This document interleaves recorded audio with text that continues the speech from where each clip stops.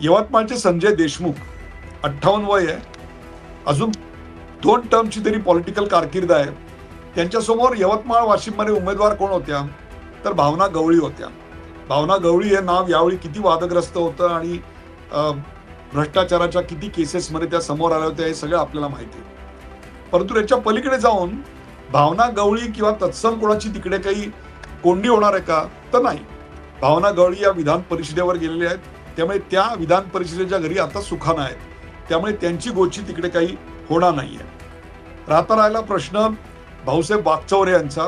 शिर्डी हा राखीव मतदारसंघ, तिकडे सदाशिव लोखंडे होते, तिकडे 50,000 त्यांनी पराभव केला होता. तिकडे सुद्धा